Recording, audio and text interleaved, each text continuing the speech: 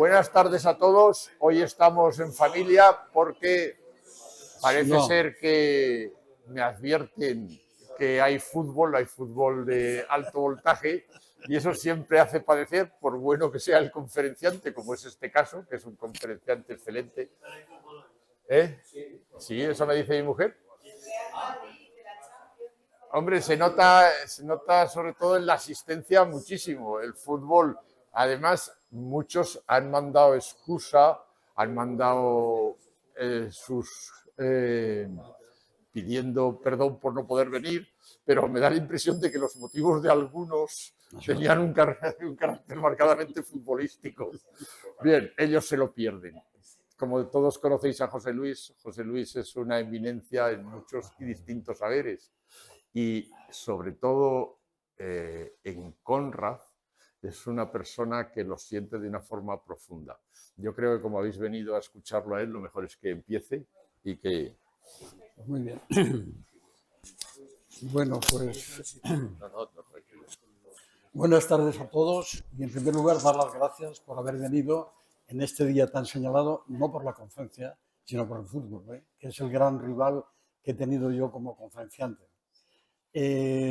La persona sobre la que voy a hablar cumple este año de 2024 100 años de su muerte. Murió en 1924 en Inglaterra, en el 3 de agosto, y fue uno de los, digamos, clásicos, y lo es, porque todavía se editan sus obras y sus novelas en las librerías. Incluso hace poco tiempo he visto las obras completas en Santander de una edición nueva, ¿no? Y es un personaje para mí, como decía Luis Carlos, es un personaje para mí formidable, porque combina dos vidas completamente distintas, la de marino y la de escritor. Y además las combina de una forma que no es que las mezclara, sino que pasó muchos años de su vida navegando en buques, estuvo en 18 barcos, primero como marinero aprendiz y después como oficial, incluso como capitán en el Otago, uno de los barcos en los que estuvo. Y después, por unas razones, se casó y tal, y se dedicó a escribir novelas. La pregunta que yo me hago, porque ya sabéis que cuando se hace, bueno, os voy a tutear, ¿no? Porque no vamos a andar con protocolos. La pregunta que me hago es, ¿cuándo termina el marino y cuándo empieza el escritor? En realidad, cuando estuvo navegando, era un escritor latente, porque iba acumulando experiencias sobre personas, sobre barcos, sobre mares, y todo ese bagaje de experiencia personal en la mar, navegó muchísimo, ya os digo, casi fueron 18 barcos, pues ese tesoro, digamos, acumulado es el que luego va a reflejar en sus novelas. Novelas que algunas de ellas son de muy difícil comprensión, como por ejemplo En el corazón de las tinieblas, que es una experiencia personal que él tuvo en el río Congo. Pero bueno, este Konrad, polaco, nació en Berdichev, que es una ciudad, me preguntaba uno de vosotros si era Ucrania, si era Polonia, si era Rusia. No, Berdichev era una ciudad que tenía una característica muy peculiar. El 80% de la población de Berdichev, cuando nació en 1857 Konrad, era judía. Y hasta el punto que cuando llegaron, después de muerto Konrad, unos años después, cuando en el 36 los nazis llegaron al poder en Alemania, quisieron prohibir sus obras porque eran obras de un judío, que lo que hacían era, a través de la literatura, contaminar un poco lo que era el sentimiento de puro, diario, ¿no? Un disparate absoluto porque no era judío. Él lo dijo varias veces. En Berdichev era la única ciudad de Polonia en la que se hablaba el yiddish como lengua oficial, que es la lengua de los judíos, ¿no? Incluso los documentos se firmaban también en yiddish, ¿no? Y bueno, ahí se casó Honoré de Balzac unos años antes del nacimiento de Konrad, se casó con Evelyn Anska, que era una noble polaca, y ahí también un cronista célebre de la Segunda Guerra Mundial, Vasily Bosman, que escribió, ruso, que escribió, bueno, nació allí, pero ya sabéis que con eso, cuando acaba una guerra, vienen unos señores con unas reglas y unos cartabones y empiezan a trazar otra vez las fronteras y lo que están sembrando en realidad es un conflicto futuro para generaciones nuevas. Estamos viéndolo en Ucrania y lo hemos visto en los Balcanes y en muchos sitios, ¿no? Bueno, Konrad, otra de las preguntas que yo me he hecho es cómo le llega su vocación de marino. Una persona que vivía tierra adentro, que no tiene familia relacionada con la mar, pero sí lo que tenía era una imaginación fabulosa.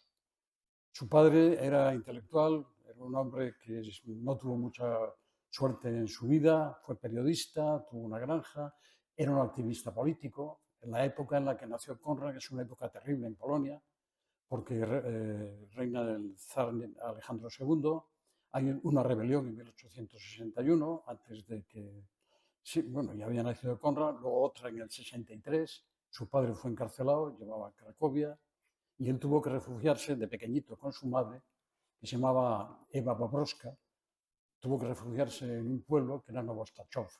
Y allí aprendió francés, porque había una señora, que era Mademoiselle Durand, que le enseñó el francés que no olvidó en su vida, ¿no?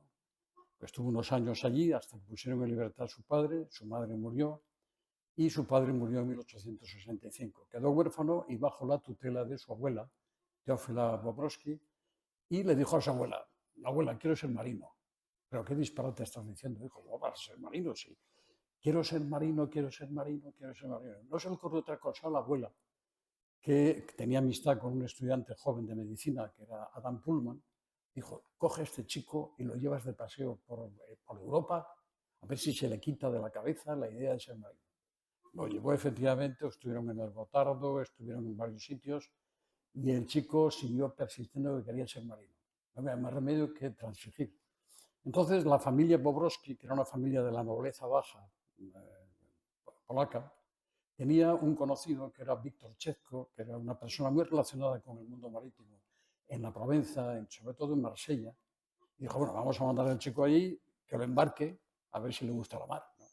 Entonces el chico con 17 años se fue a Marsella y un armador que se llamaba Delestac, que tenía dos barcos, el Mont Blanc y el Saint Antoine, dice, bueno, lo metemos en el Mont Blanc que haga una travesía hasta la Martinica, que era el comercio tradicional de aquella provincia francesa hacia las Antillas francesas. Hizo el viaje y se entusiasmó. Dijo, no, quiero ser marino, quiero ser marino. Bueno, hace un segundo viaje y a la vuelta pues ya tiene decidido su vocación. Tiene que ser marino, hace un tercer viaje. Y hay una cosa muy curiosa, porque en 1875, en enero, pues hay una conmoción en Marsella, digamos así, una expectación, porque un jovencito español que estudiaba en la Academia Militar de Sandhurst, en Inglaterra, pues va a ser rey de España. Se llama Alfonso, va a ser con el nombre de Alfonso XII. Y este jovencito, llamado por Cánovas, va a ir a Marsella y va a embarcar en la fragata Las Navas de Tolosa, que ha entrado en el puerto de Marsella para llevárselo a España. Así que tenemos el caso curioso de que la restauración española empieza en la cubierta de un barco de guerra español, que es en las Navas de Tolosa, cuando este rey todavía no, porque no había jurado constitución, entre otras cosas porque no había constitución que jurar. La constitución viene el año después, en el 76.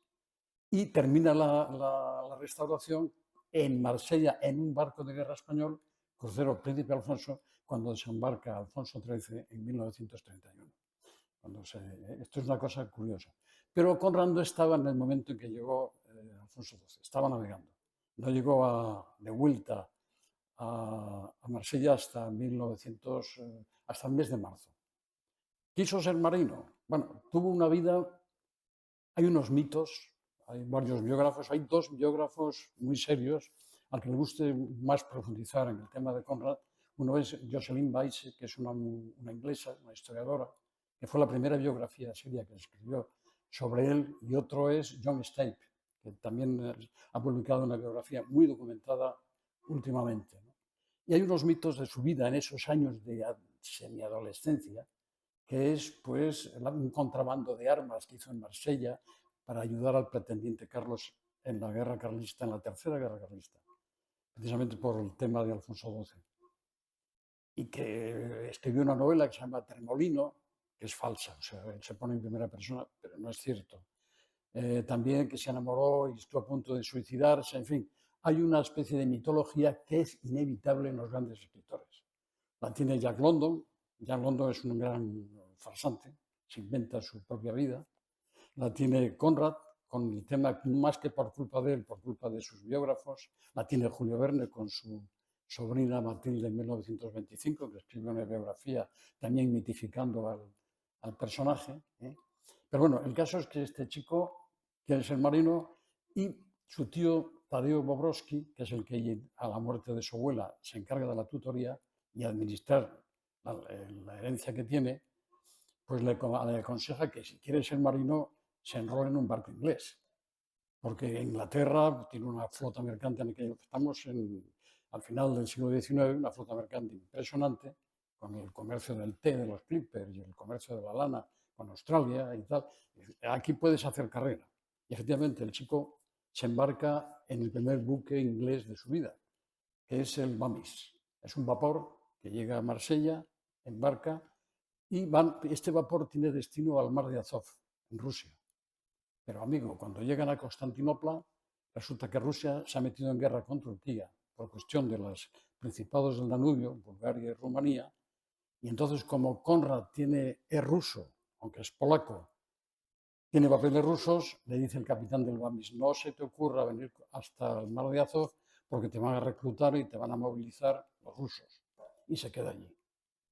Y eso también fue digamos, un capítulo decisivo en su vida, porque ya decidió de todas maneras irse a Inglaterra. Cuando volvió el barco, volvió y entonces empezó a buscar trabajo para ir de grumete y sobre todo para hablar inglés. El inglés de Conrad era un inglés, como dice en la última edición del Espejo del Mar, que es una de las novelas que para mí es la mejor, la que tiene más sabor marinero de todas las que escribió.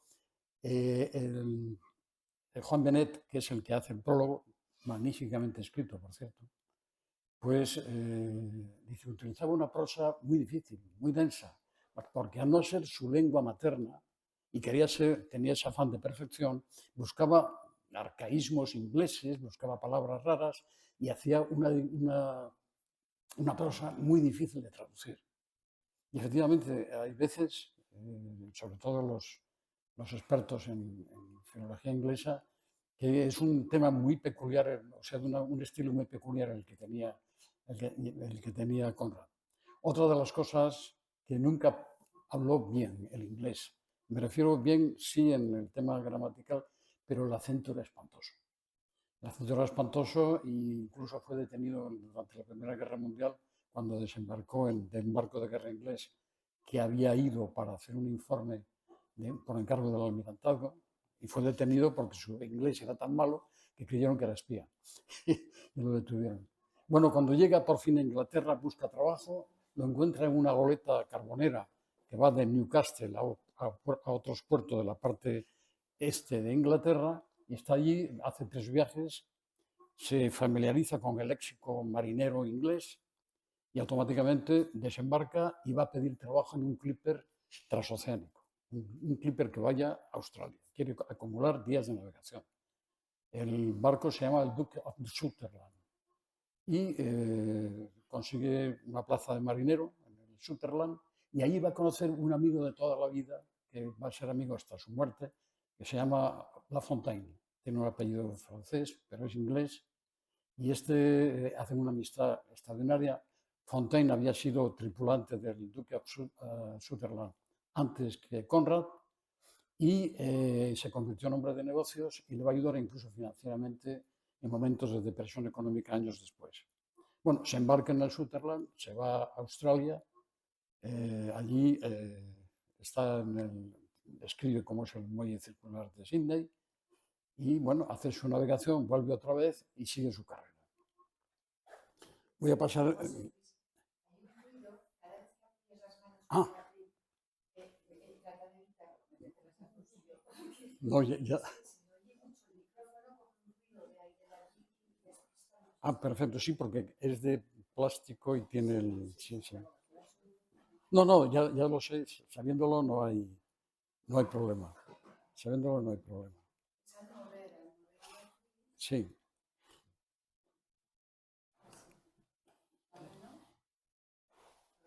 Serían cansados. Bueno, esta fotografía de él es ya en la madurez, ya de escritor, ha dejado ya la vida en la mar. ¿Eh? Y en la adolescencia, esta es una fotografía de Berdichev, es una fotografía de la ciudad. Este es su padre, que se llamaba Apolo Korzenioski, es un apellido difícil, es Korzenioski, que ha sido, además, era periodista, activista, en fin, murió bastante joven. Esta es su madre.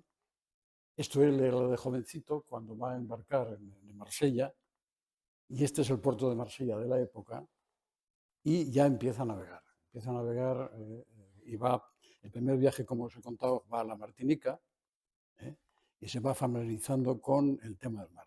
Este no es el primer barco de vapor que él tripuló, pero es muy parecido. El Bamis, el famoso barco que lo lleva a Constantinopla, era de este tipo más o menos.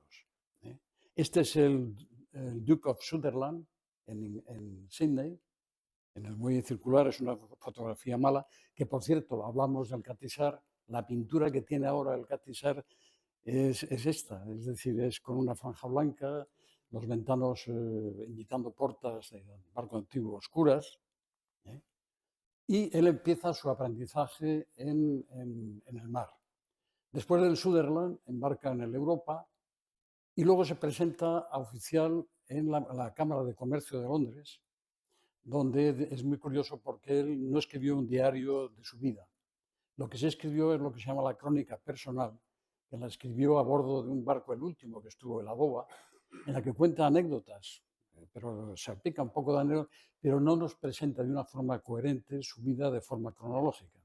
Cuando se presenta, recibe clases, toma en la toldilla, aprende a tomar la meridiana con el sextante y tal, tiene las primeras instrucciones de náutica, y entonces le pide al armador con el que estuvo en Francia, el señor del Stac, que había quedado muy mal con él, porque Conrad tenía un genio vivo, muy orgulloso, lo había insultado, el otro casi lo echa, y con el rabo entre las piernas le pide, por favor, que le mande un certificado que estuvo navegando 3 años en la naviera de él. Es mentira, estuvo 1 año. Y el otro le manda el certificado que estuvo 3 años, con lo cual se le admite al examen de piloto. Se presenta en la Cámara de Comercio de Londres,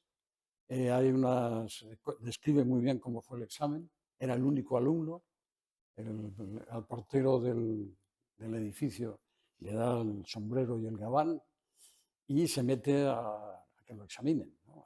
Había 2 o 3 personas, marinos, de muy mal talante, y lo someten a una tortura de 3 horas, haciéndole preguntas de maniobra, y sale airoso, pero aquello fue para él agotador. Le dan el título de segundo oficial de cubierta, que es segundo piloto, porque entonces en Inglaterra había varias categorías. Había el segundo piloto, primer oficial y capitán. Tiene el primer grado, el segundo piloto, y ya embarca en 3 barcos, en Launch Antibes, en el Palestina, que está a punto de morir, porque este barco, siendo ya oficial de cubierta, del segundo oficial, navegando, es un barco que hace agua, salen de Londres, el barco hace agua, tiene que corregir, además no está bien estivado, hay un corrimiento de carga, total, que tiene que llevarlo a Falmouth, ahí está varios meses, y después de estar varios meses en Falmouth, el buque se hace a la mar hacia Indonesia, pero al final se declara el fuego en una carbonera, no pueden apagar el fuego y el barco naufraga. Y este tema del barco que arde y náufraga es un tema que coge London y coge Verne también, el Challenger. Son barcos que la tripulación lucha para salvar el barco, y bueno, él lo refleja en una novela que va a escribir Conrad, que se llama Juventud, y la va a escribir después, donde más o menos relata todas las peripecias del Palestina, de este barco, ¿no? Es una época muy dura en la navegación, coexiste la navegación de vela y la navegación de vapor. La navegación de vela ya se sabía todo lo que hay que saber sobre la navegación a vela, eran los grandes clippers de 3 y 4 mástiles, mástiles cruzados, de maniobra complicada, pero fundamentalmente lo que los capitanes pedían a sus oficiales cuando entraban de guardia eran que no perdieran velocidad, porque competían con los vapores. Los vapores, al ir se sabía más o menos cuándo iban a llegar en viajes largos, pero el velero no. El velero tenía que amortizarse. Entonces, cuando un capitán salía a cubierta y echaba una vista al aparejo, pues podía hacer una reprimenda al oficial de guardia porque no aprovechaba bien todo el velamen. A veces había cosas curiosas, como un capitán que le dice a Conrad, cuando llega el segundo oficial, le dice, bueno, mantenga usted el velamen, no me quite ninguna vela, pero no me rompa un palo. Dice, bueno, una cosa o la otra, ¿no? Y bueno, sigue navegando este barco, tiene un incidente en un tercer barco, que es el Rivet Challenge. En este barco lo echa el capitán y lo echa en Madrás, porque llegan a la India y entonces el capitán se pone muy enfermo, lo manda a la farmacia, él va a la farmacia a comprar unas medicinas en Madrás, que era la zona al sur de Madrás, en la India, está Pondicherry, que todavía era francesa, va a comprar las medicinas, cuando vuelve, pues le acusa de que está borracho, el capitán dice, no ha venido a tiempo porque estabas borracho, no bebía Conrad, Conrad era un fumador empedernido, pero no bebía, pero lo echa del barco. Y ahí se encuentra el Conrad en Madrás, que además no le pagó parte del salario que le debía hasta que no viniera un oficial nuevo que lo sustituyera, y se encuentra en Madrás con la buena suerte de que ya se había inaugurado el ferrocarril de Madrás a Bombay, es decir, atravesando el subcontinente indio hasta Bombay. Coge el tren, se va a Bombay y allí encuentra un barco que está en dique, que lo contratan como oficial, pero hasta que el barco carene bien y lo saquen a la mar, tardarían 2 o 3 meses. Y este barco también va a ser importante en su obra literaria porque se llama El Narcissus. Y escribe una novela que se va a llamar El Negro del Narcissus, donde va a recoger parte de su experiencia en este buque, ¿no? Embarca en el Narcissus, llega a Inglaterra, embarca en otro barco para hacer horas de navegación y finalmente se examina para capitán. Y en 1886 obtiene el título de capitán en un examen muchísimo más fácil que el de piloto, porque lo que le preguntan son cuestiones de papeles, de fletes, de administración, es decir, lo que llevaba normalmente un capitán mercante, y lo contesta correctamente y le dan el título. Pero ese mismo año adquiere la nacionalidad británica. Y a partir de ese momento, ese polaco que quiso ser inglés, ya consiguió ser inglés, con todos los papeles, ¿no?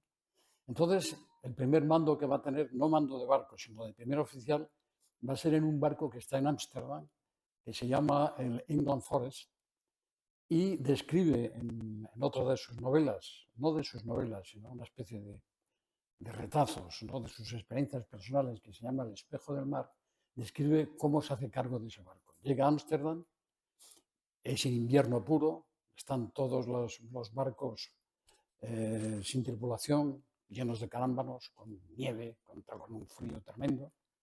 No hay tripulación a bordo, no está el capitán, no está nadie, hay un vigilante nada más, que es el que le enciende la estufa, pasa un frío terrible y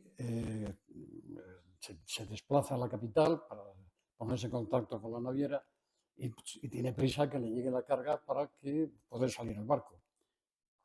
No aparece el capitán por ningún sitio hasta que finalmente, cuando ya llega la carga que le mandan para ir a Australia, pues él estiva la carga a su manera de entender.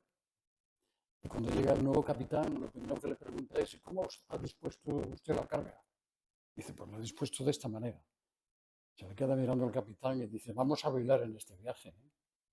Es decir, no estaba de acuerdo en la forma de estivar la carga por el tema de matacentos y de equilibrio del casco del barco en la navegación y tal. Efectivamente, fue un viaje un desastre, pero ya era primer oficial, es decir, segundo de a bordo, y además se encarga de la educación de 5, lo que ahora llamaríamos agregados, que son los alumnos de náutica que hacen prácticas a bordo, y se encarga de eso, ¿no?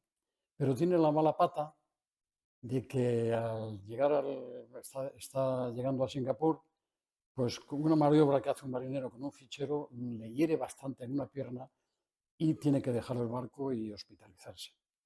Y en ese ambiente que él va a recoger de Singapur y de todo lo que las vivencias que va a tener, porque el barco se vuelve a marchar, es lo que le va a servir para ambientar un poco la novela de Lord Jim, que luego se hizo en película, de O'Toole, y toda esa historia. Tiene que buscar otro barco, porque tiene que subsistir. Y hay un pequeño vapor que se llama el Vidar, que hace toda la trayectoria por lo que es Borneo, Celebes, Sumatra, Bali, todas esas islas, donde él va a trabajar unos meses como oficial. Y ese viaje va a ser fundamental también en su carrera literaria, porque todos los ambientes que recoge en Borneo, en La locura de Almeyer, en El salvamento, en el fugitivo de las islas, todas esas novelas están ambientadas en aquel paisaje, en aquel ambiente que él va recogiendo como oficial y va percatándose en este tema, ¿no? Bueno, esto es en Londres, estos son los diques de entonces. Él cuando escribe El espejo del mar dice que lo que más le da pena es ver un barco en dique, porque es un barco prisionero, un barco que no tiene libertad. Esa impresión curioso, yo he tenido curiosidad y he navegado mucho y me pasaba lo mismo pasando el canal de Suez. Dice, bueno, este barco está prisionero, este barco se tiene que ir poquito a poquito, lleva un remolcador a proa, otro a popa, y vamos, pero el barco ya no es barco, hasta que no entre en el Mar Rojo, no es el barco, ¿no? Y eso lo recoge también en El espejo del mar. Este es el Narcissus, famoso barco que encuentra en Bombay, cuando estaba en dique. Él tenía una idea, decía que los barcos, los grandes clipper, ya se construyen en el Clyde, en el Firth of Forth, en Escocia. Bueno, ahora va uno por allí y ve que están los antiguos astilleros abandonados y es una pena porque hubo una época de oro de construcción naval del 19 en ese río increíble. Y él ha tripulado casi siempre clipper y decía que los clippers de madera con forro de cobre eran mucho más rápidos que los clippers de hierro, porque a las varias semanas de navegación se volvían lentos porque se ensuciaban muchísimo los fondos, la obra viva del barco. Bueno, esto es en Singapur cuando él está. Y por fin, después del Vidar, va a tener su primer mando. El primer mando es un barco que se llama el Otago, que es un barco que no pasa de 400 toneladas, pero es el orgullo de tener, hoy soy capitán y voy a mandar un barco. El barco está en Bangkok, aquí está visto una fotografía aérea, todo el meandro del río, y está en Bangkok y pertenece a una naviera australiana. Dice, hágase usted cargo del barco y tráigalo, complete la carga en Singapur y luego lo trae a Australia. Sí, pero toda la tripulación está enferma, está con disentería, el capitán acaba de morir, por eso lo sustituye él, y tiene ahí un gran problema con el barco, con la tripulación y con todo, ¿no? Eso le sirve también de base para escribir otra novela que se llama La línea de la sombra, que es un poco esotérica, donde él relata un poco la historia de su llegada al Otago y el alma del capitán que todavía pervive, en fin, es un poco esotérico, pero es una de sus mejores novelas. Bueno, después de estar en el Otago, pues navega varios meses en el barco, va a las islas, va al Índico, a las islas Mauricio, ahí parece ser un desengaño amoroso, vuelve otra vez a Australia y ahí sufre una crisis tremenda de depresión. Siendo capitán del Otago y estando el barco en un puerto perdido en la punta de York, en el norte de Australia, pues le entra una depresión tremenda. ¿Por qué? Porque es un hombre intelectualmente muy inquieto. Yo digo que es un escritor latente, todavía no ha empezado a escribir, y está con una soledad tremenda. No tiene con quién hablar. Tiene que hablar con su tripulación, con la gente del puerto y tal, pero no puede intercambiar impresiones intelectuales, no puede. Y eso le domina de tal manera que rápidamente manda un telegrama a los armadores del Otago y le dicen, lo dejo, me voy. Deja el barco y se va a Inglaterra. Pero en Inglaterra tiene un problema, y es que tiene que subsistir también. Entonces sabe que hay una gran aventura comercial en el Congo belga, por Leopoldo II, el famoso rey de los belgas que está colonizando el Congo, y dice, bueno, voy a ver si cojo un empleo. Y tiene una tía suya que es escritora también, no es tía carnal, sino es tía política, que está en Bruselas y le consigue un trabajo en el Congo.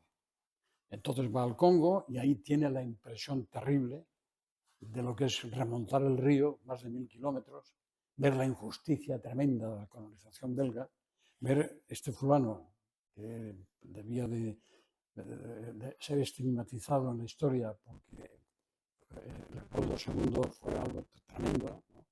Entonces eso le va a servir para escribir otra de sus grandes novelas, que es En el corazón de las tinieblas, que está protagonizado por el capitán Mauro, que es un personaje que va a sacar en varias novelas más. Pero una de las cosas que describe en El corazón de las tinieblas es cuando van remontando el río en un vaporcito fluvial que se llama El Rey de los Belgas, va remontando el río, siente la presencia hostil de las orillas con la niebla, siente el miedo del peligro que no se ve, que hay un peligro, y lo describe maravillosamente bien. Es decir, las novelas de Conrad, como decía Luis, se tarda en entrar en ellas, pero una vez ya metido en lo que él quiere expresar, y ya teniendo esa comunicación entre el lector y el escritor, que sabéis que es fundamental, el código es el libro, y si nosotros decodificamos lo que ha codificado el escritor, si conectamos con él ya comprendemos la obra, ¿no? Y por eso no tuvo al principio éxito en sus publicaciones más que en la clase alta inglesa intelectualmente formada, pero no en el gran público. Es muy curioso. Le pasó lo mismo que a Melville con Moby Dick cuando escribió esta novela. Bueno, esto llega a Boma, esto es Visión del río, y este es el rey de los belgas, el barco que él tenía que mandar, pero que estaba tan destrozado que nada, lo ponen en tierra de capataz y tal, le da una enfermedad, rescinde el contrato y se vuelve a... Y ahí va a conocer en el Congo un personaje muy peculiar, que se llama José Casamin. José Casamin es inglés y este hombre ha sido cónsul en Brasil, pero es un idealista, se da cuenta de la injusticia enorme que el rey Leopoldo II está cometiendo en el Congo y hace un movimiento en contra de esta colonización tremendo y va a seguir así toda su vida. Rose Casamin es homosexual y comete la torpeza de escribir en su diario todos sus encuentros homosexuales, y cuando más adelante va a ser detenido porque es irlandés y va a apoyar la independencia irlandesa durante la Primera Guerra Mundial, va a ser ahorcado. Y además Churchill va a ser implacable con él, ¿no? Y una de las cosas en las que acentúa, digamos, agravante de su conducta va a ser precisamente esa cosa de homosexualidad de Russell Casamen. Bueno, esto eran como en los vaporcitos de entonces. Este es Russell Casamen. Esta es la neblina y el peligro que yo decía que él lo escribe muy bien en su novela. Estas son fotografías les cortaban las manos, en fin, es tremendo. Bien, él cuando vuelve ya del Congo toma un cargo de primer oficial en un barco, el Torrens, y hace 2 viajes. En uno de los viajes comete una torpeza tremenda, ¿no? Es amigo del capitán, pero sacan la cadena de la caja de cadenas, de una de las anclas, para quitarles el óxido, cepillarlas y tal, y no supervisa bien cómo se montan los grilletes, un grillete queda sin montar, y cuando fondían al llegar a puerto, se cae todo el ancla y se cae toda la cadena. Y entonces tienen que contratar un buzo para recuperar la cadena. Y se la descuenta del sueldo del capitán, ¿no? Pero bueno, pero lo importante del Torrens es que va a conocer a una persona que va a ser vital para su vida, como amigo, extranjera, que se llama John Galsworthy. John Galsworthy, que luego llegará a ser premio Nobel de Literatura, es un chico joven. Cuando lo conoce, embarca en el Torrens, tiene por lo visto, había dejado la carrera de Derecho, estaba estudiando en Oxford y por un desengaño amoroso quiere navegar y hace amistad con Conrad. Y Conrad le enseña por primera vez uno de los capítulos de la primera novela que escribió, que es La locura de Almeyer. El otro, pues está bien escrito y no sé qué y tal, ¿no? Bueno, entonces cuando termina el viaje, Conrad, que ha terminado el libro, se lo manda a su primer editor, que es Udwain, que es un hombre... Y tiene mucho paralelismo con Julio Verne cuando Julio Verne presenta a Hetzel, su editor, la primera novela de 5 semanas en Globo, que es esa tensión que tiene el escritor, que ha puesto parte de su sensibilidad, aunque no tenga él nada que ver ni tal, pero de todas maneras en toda obra de un escritor hay parte de su persona. Y entonces lo que le pasó a Conrad con Hetzel, le pasó a este con Udwell, le entrega, el otro lo mira y lo da a un corrector que es otra persona que será gran amigo de él, que se llama Edward Garner. Y Edward Garner, que es filólogo, lo ve, lo corrige y va a ser su mentor, digamos, en la literatura y en la adaptación y en la enseñanza de lo que es la prosa inglesa. Es importante para él. Y tendrá también amistad toda su vida. ¿Pero qué sucede? Pues que se enamora y en 1894 se enamora de una chica que se llama Jessie George, y que tiene 8 hermanos, es una chica de clase media baja, y se casan en 1896. Pero ya ha publicado 3 novelas. Ha publicado La locura de Almeyer, El fugitivo de las islas, y ha publicado En el corazón de las tinieblas. Pero la crisis que tiene es tremenda. Cuando se casan, hacen un viaje de novios a la Bretaña francesa, a Roscoff, y ahí pasan una temporada. Él es mucho mayor que ella, él tiene 30 y tantos años y ella tiene 21 y 22, llevan una diferencia de edad tremenda. Hay una cosa que le deprime tremendamente, porque cuando están en el hotel, un caballero se acerca a él y dice: señor, ¿me permitiría que salga con su hija? Y eso a él le fascina, es una anécdota de su vida, ¿no? Bueno, el caso es que vuelven a Inglaterra y van a su primera casa. La situación económica es terrible. Bueno, esto es cuando está de profesor, ¿eh? Esto es un mapa por donde él estaba en el Otago, que va recorriendo Borneo, Nueva Guinea, va con las Célebes, Sumatra, todo esto lo recorre en el Vidar, y aparece el escritor. Esta es su mujer cuando recién casada, es mucho más joven que él, y esto es la primera casa que tuvieron, que es en Stamford. Esta casa, en sus memorias, que ya digo, no escribió sus memorias, sino retazos de sus memorias, explica que era sórdida, estaba en las bajas marismas de la desembocadura del Támesis, un sitio horroroso, pasaron frío, no tenían dinero para el carbón, era una casa donde compartían con vecinos y está el hombre desesperado. Y entonces recurre a su amigo, el filólogo, que le presenta a una serie de personas que también van a marcar su vida. Le va a presentar a Wells, ¿no? De H.G. Wells, el escritor de ciencia ficción que hizo La máquina del tiempo y que hizo La guerra de los mundos, escribió esas novelas. Y Wells, que es un hombre muy socialista, porque Garner también lo era, hay una especie, está Bernard Shaw, también viene, también forman parte de una sociedad que se llama la Sociedad Fabiana, es de izquierdas, pero un socialismo moderado. Y entonces en esa tertulia entra por fin Conrad. Y Conrad se va relacionando. La personalidad de Conrad tenía que ser muy fuerte porque él atrae a la gente. Es decir, gente como Bertrand Russell, que son premios Nobel, como es Kipling, que también tiene relación con él por escrito, sobre todo cuando escribe la novela de Lord Jim. La lee Kipling y se queda entusiasmado. Y eso que Kipling, aunque no es escritor del mar, tiene una novela fantástica que es Capitanes Intrépidos, que luego se hizo en película, y sintoniza muy bien con la forma de escribir y de escribir la mar Conrad, ¿no? Bueno, él se mueve ya en un ambiente determinado y cambia de residencia. Este es Garner, el editor, un hombre que va a ser reconocido toda su vida por Conrad como persona que le ayudó muchísimo. Este es el otro editor, Pinker, cuando cambia de Unwin, va a Pinker. Pinker también se va a convertir un poco, va a ser el Hetzel de Julio Verne. Va a ser el hombre que le va a apoyar, el hombre que le va a dominar en cierta manera el hombre que va a influir en él en la temática de los libros que va a escribir, y hay un paralelismo con Verne bastante grande en ese aspecto. Pero es una persona que quiere mucho a Conrad, le administra el dinero, le echa unas broncas formidables.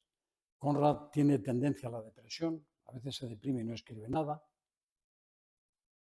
Este es Galsworthy, el premio Nobel, amigo de Conrad, que también le va a ayudar económicamente. Este es otro de los grandes amigos, es Ford Madox, que escribe a la limón con Conrad 2 novelas, escribe Los herederos y Romance. Luego acabarán mal, porque eso de escribir a la limón, de compartir un poco el tema intelectual con otra persona, no suele acabar muy bien. Este es otro de los grandes amigos de Conrad, que es Stefan Krang. Stefan Krang es norteamericano, nació en New Jersey y este hombre es corresponsal de guerra. Y uno de los últimos trabajos que hizo fue en el 98, en la guerra hispano-cubana, en Cuba. Fue de corresponsal de guerra. Ahí cogió una enfermedad y murió al poco tiempo, con un gran disgusto de Conrad. Conrad, cuando murió Krang, que además murió en Alemania, porque Conrad presta dinero a la mujer para que vaya a curarse a Alemania, entra en una depresión Conrad tremenda. Estaba escribiendo Lord Jim y deja de escribir. Y pasa días y no escribe. Y claro, Pinker, el editor, como le da dinero por adelantado, pues le acucia, ¿no? A esto que tiene que salir y tal. Y cuando muere Krang, por fin se despierta y dice, bueno, el espíritu de Krang me está ayudando. Y en 21 horas seguidas, sin dormir ni comer, escribe la mayor parte de la obra de Lord Jim. Es una obra bastante extensa. Bueno, este es Wells, famoso Wells, ¿eh? Y este es, pues, Rudyard Kipling. Rudyard Kipling es amigo de él, y bueno, amigo, no tuvieron mucha relación más que epistolar, ¿eh? Y este Bertrand Russell, otro premio Nobel, ¿eh? Él se rodea de premios Nobel, pero no llegó nunca a ser ni siquiera nominado para el premio Nobel. Escribe novelas como Tifón, ¿eh? Donde describe perfectamente la violencia del mar, en la famosa Peter O'Toole en Lord Jim, y cambia de domicilio y se va a un domicilio que se llama Tepen, que también está en el Kent. Y bueno, le convence a Pinker, su editor, dice, mire, yo me voy a ir a Capri 4 o 5 meses, le prometo que va a ser para mí fantástico, voy a tener la paz y la soledad y voy a escribir lo que usted me encarga. Ah, pues muy bien, venga, le financia el viaje a él y a la familia Capri, se van a Capri, en Capri está 4 meses sin escribir nada, no sabe qué decirle al editor, ¿eh? Lo curioso es que en Capri coinciden con una serie de personas con esa capacidad que tenía sociable, que tenía Conrad. Uno de ellos es Ignacio Cerio, que es historiador, que tiene una biblioteca fantástica en Capri, de la que disfruta Conrad.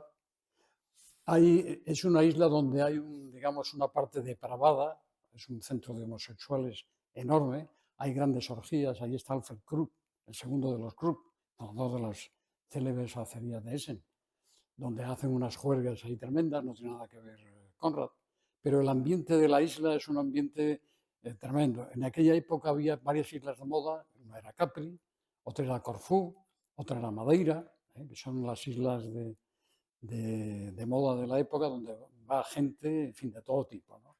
Pero hay otro personaje para mí entrañable en aquella época en Capri, que es Axel Munthe. Axel Munthe es un médico sueco que escribe la historia de San Michel. La historia de San Michel son una serie de cuentos de una montaña de Capri, que es la más alta, que es San Michel, y escribe unos cuentos verdaderamente deliciosos, ¿eh? Bueno, naturalmente se relaciona con Conrad, y Conrad está a las mil maravillas, pero tiene que volver a rendir cuentas a Pinker. Hay escenas curiosísimas de Conrad en esa época, porque va a Nápoles al dentista, le entra un ataque de pánico cuando está en la sala de espera y se escapa.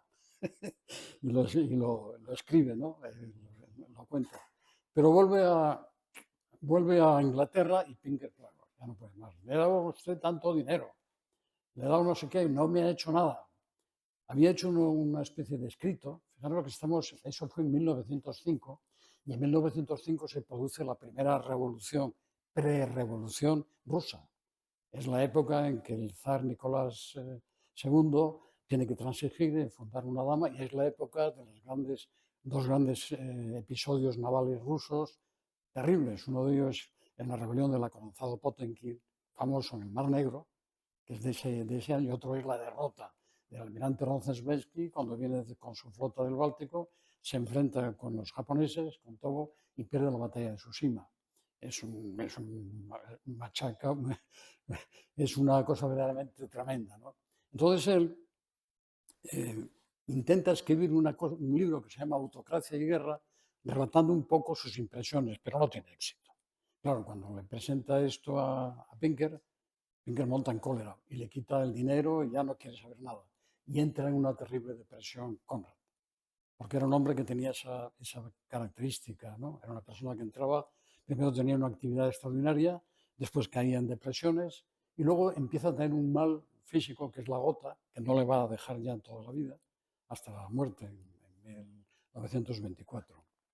Bueno, esto es la famosa esfinge es una fotografía mía de una casa que él tenía en San Michel, y luego escribe El espejo del mar, que para mí es una de las obras más características. Es donde Conrad realmente se refleja como marino. Te habla de todo. Te describe el estuario del Támesis de una manera fabulosa.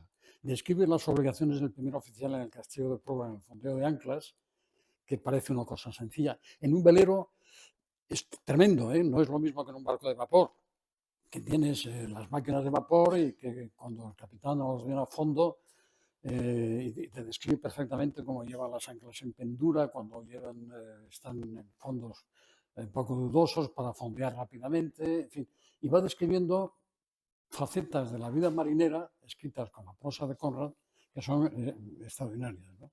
Describe cómo se bracean las vergas, cómo la tripulación sube por la jarcia, por los marchapiés de vergas y hasta los penoles, y van recogiendo velas, eso lo describe perfectamente bien. Estas fotografías son de la época. Hay un capítulo que dedica casi a cuando uno de los palos machos del barco, el mastelero se desencaja y él sube con el carpintero por la jarcia a verlo, y entonces sube también con el contramaestre, están viendo cómo pueden arreglar y meter el mastelero, encajarlo otra vez a prueba del palo macho, y entonces ven que viene un témpano de hielo y gracias a que habían subido arriba, ven que viene un témpano casi a ras de agua, pero claro, viene toda la masa de hielo sumergida, que si tropieza con el barco puede hundirse. Bueno, esto son escenas de a bordo, con los temporales que había entonces. Describe perfectamente cómo se pasan días sin poder acostarse, echándolos de la litera, porque los barcos, como digo, tenían que mantener la velocidad y largaban no solamente las velas mayores gavias, sino juanetes y sobrejuanetes, es decir, cargaban de lona todos los mástiles del barco, ¿no? Luego también habla de las varadas, de lo que siente un marino cuando estando a bordo oye el rascar de tierra debajo de la quilla y que el barco queda inmovilizado. Hay una, aunque sea un poco colateral, en el año 1866, en el bombardeo del Callao, la Numancia, que era el barco insignia de Méndez Núñez, encalla y empieza a recibir fuego. Y en el hueso naval, de una de las planchas que se ve un agujero de uno de los proyectiles, es cuando el barco está parado. El capitán manda atrás a toda, y entonces todos los que hemos navegado y hemos observado un poco el tema, ese colodocre que se levanta en la popa de la arena removida de la hélice, y afortunadamente para Méndez Núñez sacó el barco, aunque él no lo mandaba, él era el almirante, lo mandaba un capitán de navío, me parece que era Antequera, saca el barco de la varada. Bueno, pues esto describe las varadas y lo que siente un capitán extraordinariamente bien. Bueno, habla de los naufragios, de los barcos de la época, y cambia también ya de casa, ya tiene mejor situación económica, y entonces va a una residencia que se llama el Capel House, y en Capel House, en 1912, ya nos acordamos todos, viene el problema del Titanic. El Titanic, eso ya lo hemos visto, el iceberg que se ve, no hay tiempo de esquivarlo, tampoco el oficial de guardia da atrás toda la máquina y mantiene la proa hacia el iceberg, porque eso es inconcebible, va a una banda y rasca el iceberg toda una de las bandas, que es la que le abre la serie de brechas que hace que el barco se hunda. Bueno, pues le piden a Conrad que escriba un informe sobre el hundimiento del Titanic. Y él escribe un informe como marino de velero odia los barcos de vapor, los odia, es otra de las cosas que él describe. Dice, a un barco, a un velero se le carga, a un vapor se le llena. Es decir, hay un desdén hacia la mecánica tremendo, ¿no? Porque dice que el verdadero marino es el que siente el viento y la mar. Por eso muchas marinas de guerra actuales, los barcos escuelas son de vela, precisamente para que el marino sienta lo que influye la mar y lo que influye el viento sobre un buque, ¿no? Bueno, pues él escribe un informe que luego resulta que no, en fin, diciendo que los barcos tienen que ser más pequeños, que no sé qué y tal, ¿eh? Lo cual no es obstáculo para que cuando en los últimos años de su vida vaya a Estados Unidos, embarque en dos magníficos transatlánticos, el Tuscania y el Majestic, y va de mil amores en aquellos gigantes, ¿no? Este es un barco, el Worcester, que es un barco escuela que no navega. Los ingleses tenían un sistema de educación paramilitar, en la cual oficiales de la Armada pues daban clases a los chicos de bachiller, los sometían a disciplina, y luego no forzosamente iban a la Armada o al Ejército, sino que iban a ingenieros, era digamos, un high school flotante. Y aquí mete a su hijo Boris, que nació en el 98, y lo mete de alumno. Cuando llega el 1914, estalla la Primera Guerra Mundial, tiene la mala pata de que en esas fechas Conrad y su familia se van a Polonia a ver la tumba de su padre, a Cracovia. Se van a Cracovia y estalla la guerra. ¿Y qué pasa? Que no pueden volver.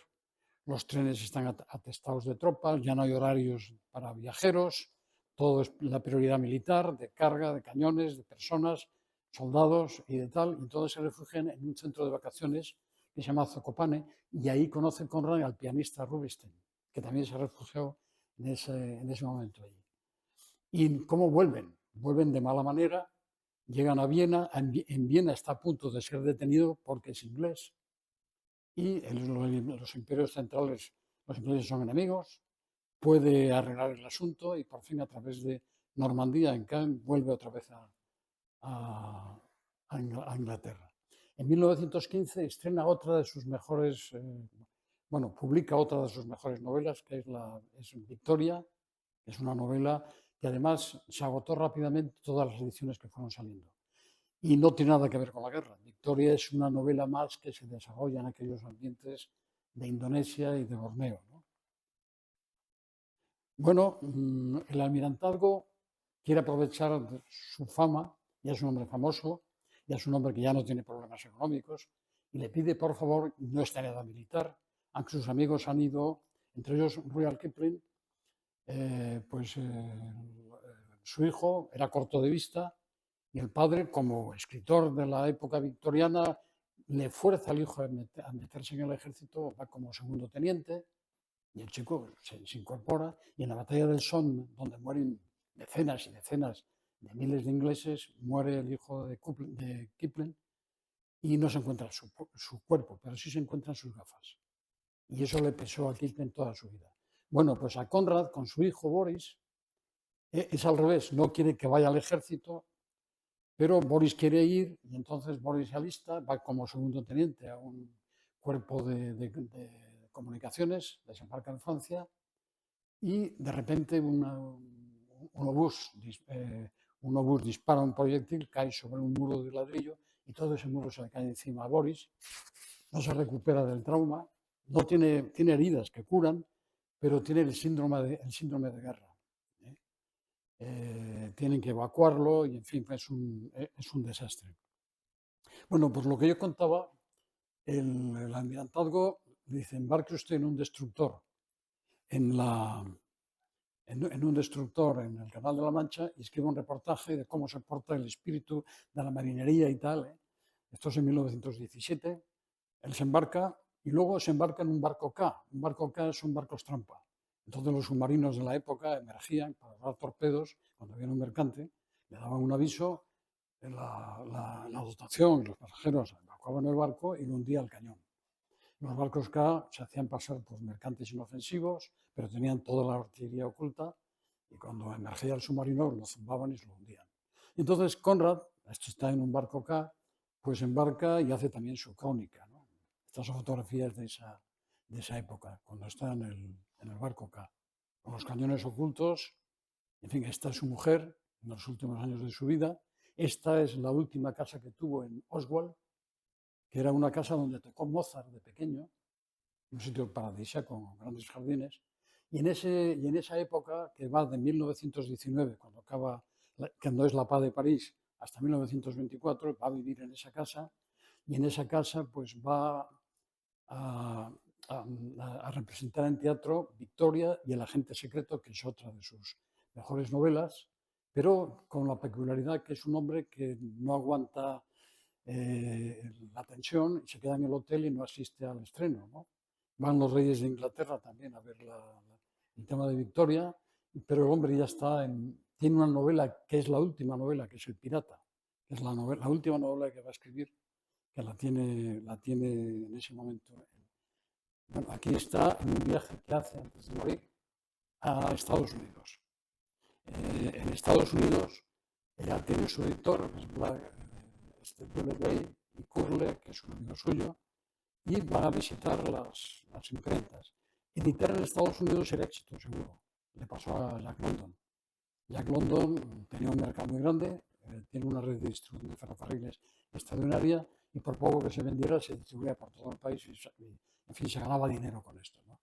Esto es en el Tuscania, aquí fotografía con el capitán del Tuscania, y finalmente, pues Conrad, ya por edad y por tal, el 3 de agosto de 1924 fallece en su casa de Oswald y lo entierran, le hacen un entierro católico, aunque él no era creyente, pero sus hijos quieren que...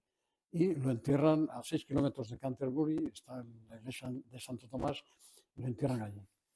Y bueno, ha quedado como uno de los clásicos del mar, quiera o no quiera él, porque él decía que era algo más que un escritor de aventuras, que sus novelas tenían otro fondo, y efectivamente así es.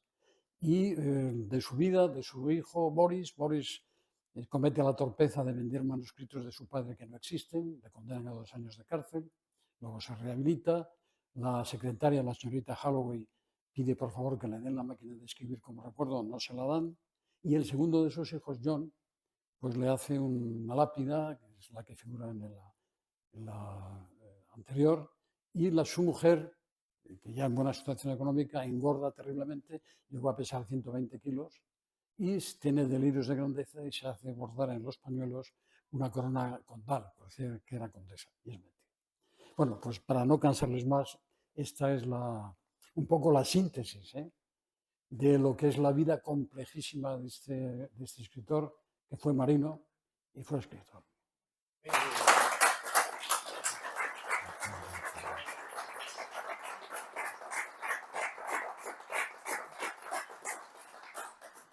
Bueno, si tienen alguna pregunta que hacer, porque me he dejado en el tintero el 90%, ¿eh? Bueno, hay una cosa que Sí.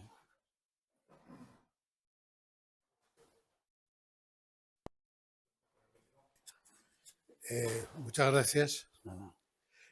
Hay una de las biografías o de los sueltos que he leído acerca de Conrad, aunque no era creyente, sí que era católico por tradición familiar, porque además en la zona de Cracovia la religión católica está muy instalada, está muy... Entonces parece ser que hay una relación con el primer armador que tuvo en Marsella, Sí. cuando... Del Estag. Sí, Sí, era el armador. porque en ese momento todavía en ese momento, el Vaticano apoyaba las pretensiones de la opción carlista. Sí. Y entonces él, como todo su círculo eran también católicos y además católicos romanos, apoya el alzamiento carlista, pero es curioso porque yo he llegado a leer que ese contrabando de armas que hace es para los carlistas aragoneses, Ajá. no es para no es para ni el tercio de Montserrat Mm. ni la zona de Cataluña, sino para los aragoneses. Y parece ser que hay una ruta en que desembarcan las armas en un lugar próximo a Gerona, en la Costa Brava, al norte de la Costa Ujú. Brava, y por las carreteras del Pirineo lo trasladan hasta la zona de Benasque, hasta la Ribagorza, Sí. y de allí lo distribuyen por la zona de Jaca, Sí. incluso algunas partidas llegan hasta Navarra incluso. Sí. ¿Eso es así o...? Bueno, él escribió una novela que se llama El Tremolino, que es el famoso barco que hace ese contrabando de armas, pero los biógrafos de él tuvo varios biógrafos. Los primeros lo mitifican. Uno de ellos es Formadox, que escribe precisamente su implicación en el contrabando de armas para apoyar a los carlistas, efectivamente. La Iglesia apoyaba a los ultramontanos porque los cristianos eran liberales, bueno, los cristianos, no, perdón, los de Alfonso, los canovistas y los de Sagasta eran liberales y apoya ese tema. Y hay otro que es Curle, que también escribe, también habla del contrabando famoso de armas en la novela El Termolino, pero hay una cosa que descubrió John Stape, que fue uno de los últimos biógrafos, y sobre todo Jocelyn Baines, que es una historiadora inglesa, que dicen que eso no es cierto. Él escribió la novela ¿cómo se llama? Termolino, que es el barco que hace esa ruta de contrabando de armas, pero la impresión que tienen los dos es que no es cierto, que hay una cosa con Conrad que es ambiguo a propósito. Es decir, pasa como London. London, en su primera etapa de escritor, describe sus andanzas en la bahía de San Francisco como policía privado para el tráfico de ostras, de mejillones, no sé historia, todo mentira. Pero en el caso de Conrad, sobre todo en El espejo del mar también, todas sus facetas que él va explicando es ambiguo. Dice, es verdad, porque habla en primera persona, pero habla en primera persona al escribir. Y dices, bueno, es que le ha pasado a él, o es una manera de presentarse y de redactar el tema, ¿no? Ese es un mito de Marsella. Él leía un periódico que se llama Le Petit Marsellais, donde venían día por día todas las incidencias de la guerra carlista. O sea, estaba al tanto, porque era un gran lector, conocía perfectamente el tema, ¿no? Cómo se llevaban las armas. Además, él era muy jovencito, tenía 18 años. ¿Cómo se va a implicar en ese tema? Otro mito de Marsella es que estuvo a punto de suicidarse porque se enamoró de una mujer casada que era hermana de Víctor Chozco, que era uno de sus mentores, también es falso, ¿no? Hay una serie de cuestiones, de mitos. Hay otro mito de él que fue recibido por el emperador Francisco José de Austria, tampoco es cierto, ¿no? Pero que fue publicado como cierto por Formadox, que era uno de sus amigos y biógrafos posteriores. Y Curle, que es otro de sus biógrafos y amigo suyo, albacea testamentario, además, escribió un libro que se llama Los 12 últimos años de Conrad. No hace mención a la parte primera de la adolescencia y a la parte de Marsella, porque la parte de Marsella es muy curiosa. Él, después del segundo viaje en el Mont Blanc, se dispara. El dinero que ha ganado, poco dinero que ha ganado, se va a Cannes y se lo juega y lo pierde. Está completamente el adolescente típico que bebe, aunque no ha bebido después, completamente. Y entonces no tiene dinero y pone un telegrama a su tío, a Tadeo Boborski, que es su tutor. Estoy herido, mandarme dinero. Y Tadeo Boborski viene de Polonia, porque él no pensaba que iba a venir su tío, sino que le iba a mandar dinero. Y se presenta y lo encuentra a las 10 de la mañana en la cama. Y le echa un broncazo tremendo, ¿no? Y es decir, toda esa parte de... y además en esa época, como él dice, dejé el catolicismo. No hay que tampoco hacerle mucho caso, porque ya digo, cuando se lee una biografía qué es exactamente la verdad de lo que se dice. Tienen que ser hechos muy desnudos, ¿eh? Y no interpretaciones, ¿no? Pero lo que sí es cierto es que sus hijos, tanto Boris como John, deciden enterrarlo con el rito católico. Y va a la iglesia de Santo Tomás. Y hay una cosa curiosa, Inglaterra se despide de él con una gran fiesta en Canterbury, que no tiene nada que ver con él, que es la semana del cricket, que es un deporte nacional en Inglaterra.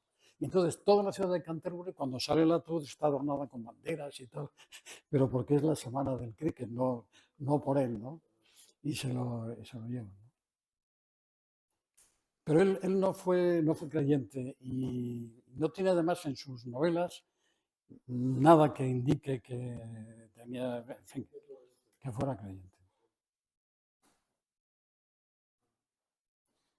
Cuando hablas de ambigüedad, obviamente es un hombre ambiguo, pero porque se enfrenta a una época de profundo sufrimiento. Y en muchas de sus novelas, en muchos de sus escritos, refleja esa situación en la que personajes que son personas vitales, determinadas, se enfrentan con situaciones que los desconciertan. Sí. Fíjate, en este caso, el famoso Roger Casament, que le va a ver para que le ayude en la campaña, dice que no. Y cuando Roger Casament es detenido, porque forma parte del ejército revolucionario irlandés, había ido a Alemania y a bordo de un submarino alemán había llegado con un cargamento de armas a la costa irlandesa. Y cuando sale a tierra tiene la mala pata de que la policía inglesa lo detiene y le encuentra un billete de tranvía, no sé si a Kiel, alguna de las bases de submarinos de Alemania. Y entonces viene a verle Conan Doyle, el famoso escritor de Sherlock Holmes, y viene a ver a Conrad a su casa y le dice que firme un escrito de escritores británicos para salvar a Casament. Y él se niega, porque se siente ya totalmente inglés y dice que es un traidor, es un personaje complejo, y se niega a firmar el manifiesto de Conan Doyle. Y Casament es ahorcado, lo ahorcan. Ese además es el gran interés de sus novelas. ¿Sabes qué personaje le visitó? Que además quedó intimidado por él. Fue el famoso Lawrence de Arabia. Lawrence de Arabia, cuando termina la guerra, ya sabes que era un personaje también raro y era lo más raro posible, se alista en la aviación como soldado raso y tal, y le va a ver, porque ya tenía fama. O sea, es decir, y recibe muchísimas visitas. Una de las cosas que había entonces, todo escritor o toda persona que se relacionaba tenía habitaciones para invitados. A lo mejor pasaban allí una semana, 2 semanas, y había unas tertulias interesantísimas. Y Lawrence de Arabia quedó intimidado por la mirada, lo escribe, de la intimidad penetrante que tenía Conrad. Y no le gustó Conrad, y lo dice, ¿no? Lo digo como curiosidad de las. Es que además, visitas. Conrad, por ejemplo, en su novela sobre el río Congo, describe muy bien esa situación ambigua. Es decir, es un viaje que van hacia algo. Van a buscar, van al capataz, a Kurt, que es el que va a figurar luego en la película Apocalipsis Now, que es una versión. Cada uno da una versión. Una versión. Y esa situación atemoriza a todos. Se dispara incluso. Sí, llevan unos fusiles. Llegas a un momento en que piensas que aunque tú estuvieras allí y tuvieras algo claro, se hace muy difícil saber por dónde hay que tirar. Es lo que te decía del miedo que transcribe en su literatura, claro. Las orillas. He puesto una foto de la niebla y llegan a disparar efectivamente para nadie, ¿no? Y ese es el momento en que las novelas prenden de una forma, te atrapan de una forma más vital, porque todo el mundo, entre circunstancias cambiantes, en una época en la que el mundo, y ahora estamos viviendo también momentos de ese tipo, encuentras dificultad para saber cuál es el camino correcto, aunque tengas una idea de cuál es el camino, cómo se pone en práctica ese camino, cuál es el objetivo, ¿no?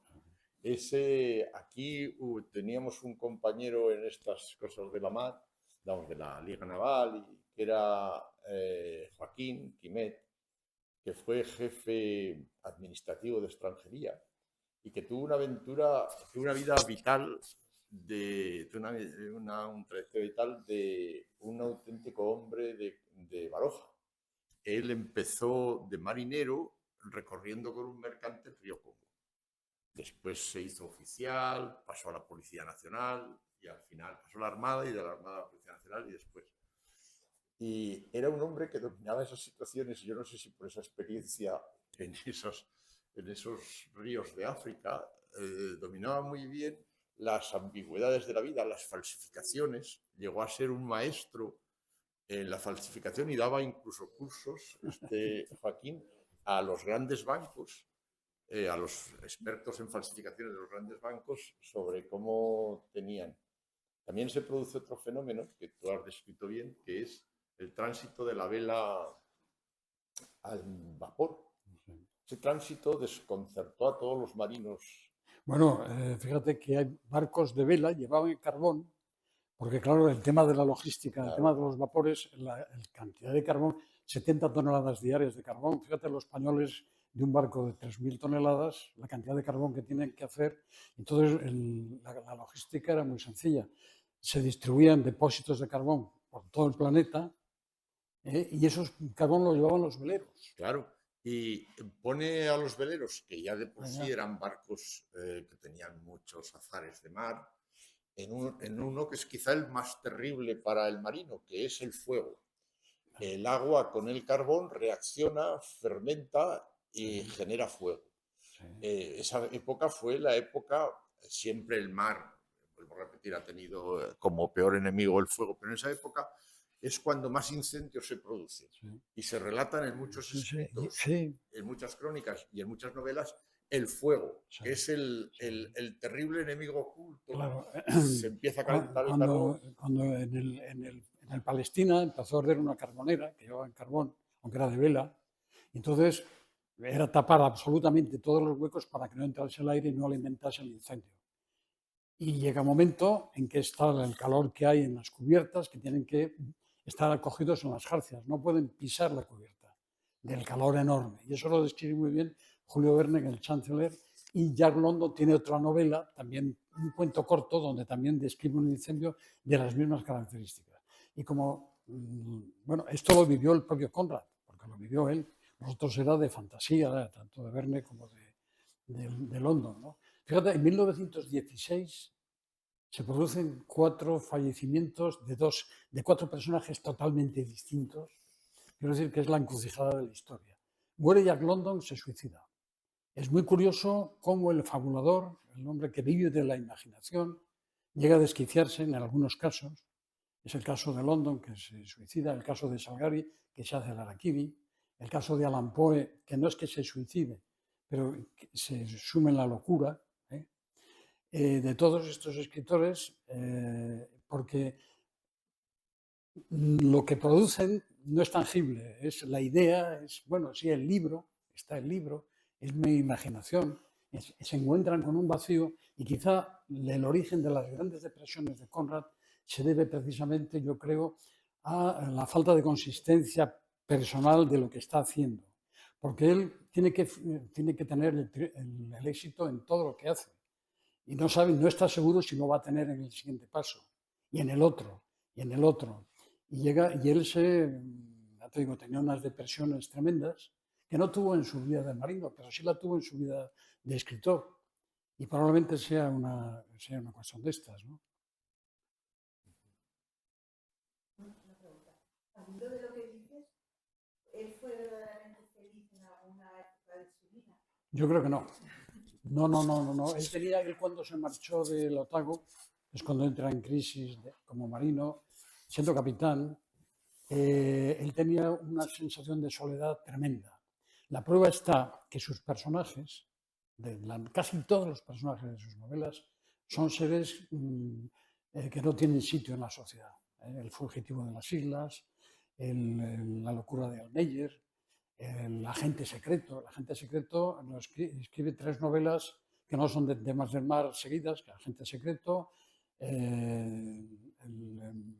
Nostromo, que es otra de las novelas que escribe él, y otro que es Bajo la mirada de Occidente. Son novelas que escribe interiores, pero son de personajes retorcidos, con grandes problemas internos que, en cierto modo, puede ser el reflejo de su propia personalidad. Quieras que no, como decía al principio, el escritor, el que escribe. Yo recuerdo el primer libro de ficción que escribí, que fue La Dama de Suez, que me decía el presidente de la Liga Naval, lo leyó, que no tiene nada que ver conmigo, que son cuentos. Dice, no sabía que eras así. Y digo, caramba. Bueno, pues esto es lo que le pasa, yo creo que a casi todos los autores. A Conrad le pasaba con sus personajes.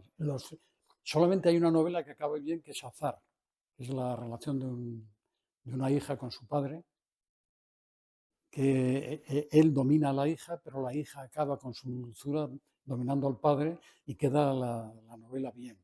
Pero casi todas las demás son horrorosas. La locura de Almeida, Almeida quema su almacén, en Victoria también se matan unos a otros. Bueno, es tremendo, ¿no?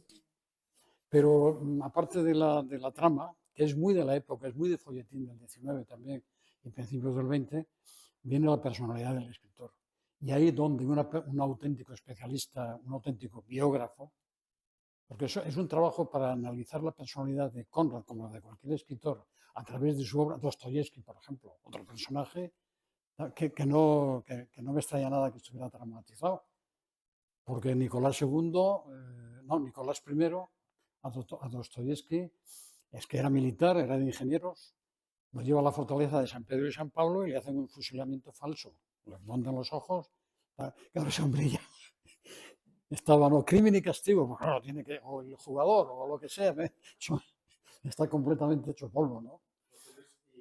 Y esa faceta depresiva, maníaco-depresiva, porque pasa de estar en una fase maníaca creadora a una fase depresiva completamente improductiva, ¿no?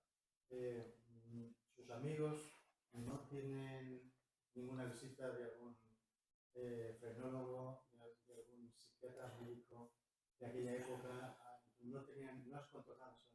No, él las veces que iba al hospital era para llevar a Jessie, su mujer, que se había caído de rodillas, se había roto las dos rodillas. Y es la vez. Pero la ayuda que él tiene psicológica es la de sus amigos. Porque Garner no lo deja. Tiene un amigo que es el Fontaine, que hablé en el Duque of Sunderland primero, que tiene un trauma terrible, pero cuando él vive en Stanford, resulta que el hijo de su amigo, un chico de 17 años, aparece asesinado, muerto y desnudo en uno de los barrizales de las marismas del Támesis con violencia sexual. Y esto lo deprime tremendamente a él también, y a este tema, ¿no? Pero los amigos que él tiene, Garner, sobre todo Galsworthy, que es el millonario, el que le ayuda, el mismo Pinker, cuando se reconcilia con él, se da cuenta de la debilidad enorme que tiene este hombre, a pesar de la apariencia de mal genio y de tal y de cual. Además es un inestable, porque la casa de Maddox la quema, y cuando él vivía en la casa de Tepen, que se la alquila a un amigo suyo, pues por descuido quema la casa, luego le debe el dinero de la reparación, en fin. Es un hombre con unos altibajos de conducta tremendos, ¿no? Entonces eso se refleja en la obra, que es lo interesante, ¿no? Estudiar al personaje a través de su obra y no la obra a través del personaje. Es muy interesante la figura de Conrad. Es complejísima, yo todavía no lo entiendo, ¿eh? O sea, a mí me fascina, pero precisamente por la complejidad. Decían de él, es un hombre que no tiene ni lengua suya, ni país suyo, ni nada y tal. Y él trata de ser lo más inglés posible, por eso no quiere firmar lo de casament, porque quiere integrarse en la sociedad inglesa. En Estados Unidos lo reciben muy bien, ¿eh?